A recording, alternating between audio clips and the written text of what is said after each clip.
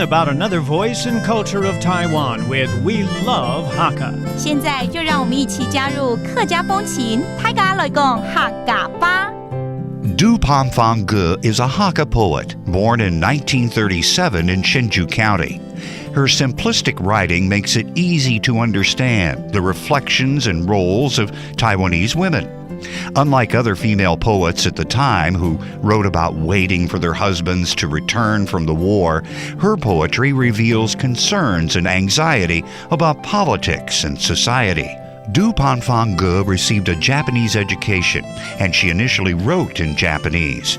In the 1960s, she joined the Lee Poetry Society, where she began writing in Chinese and became a multilingual, cross-generational poet.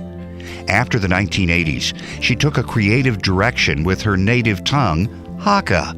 In 1992, she wrote her anthology Yuan Chen Hu in Chinese, English, and Japanese, and won the first Chen Xiaoxi Poetry Award. Hey everyone, it's time to talk about Hakka here on FM 100 Icrt. Hello, 大家好，我係阿平哥 Leo。 You know, recently we've been talking about like most influential people around the world. Let's talk about some influential Hakka people that has influenced maybe the world of arts or literature here in Taiwan. 今天介绍什么样的有影响力，然后可能很有才华的人呢？好，那我今天就来介绍一位客家死人。Hakka 的死人，也可以说是什麼嘢死人哦，這個比較好聽，什麼嘢死人。Okay, same way is also a way to refer to a female or girl, and she is a female poet or 女詩人。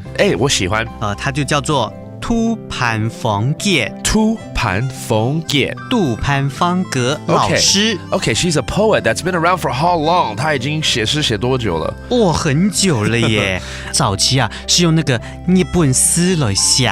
日本詩嗎？日本字，日本詩。日本字。Okay, so she's been around for more than half a century writing poems since the Japanese occupation era, and so some of her works are actually in Japanese. 她后来用客语写作，然后她还有用3种语言，不同的语言来写的一本书，一本诗集。还有得奖。 So in her later years, not only she started to publish a lot of things in Hakka, but she also came out with a work that is published in 3 different languages. So go get it, and her name is 杜潘方格。杜潘鳳傑。杜潘鳳傑, and she is a female poet or 女詩人。死人。死人. That's very good, and that does it for today's Talk About Hakka. 什麼大家？俺只識張來了。客家風情由客家委員會監製。 We Love Hakka has been brought to you by the Hakka Affairs Council.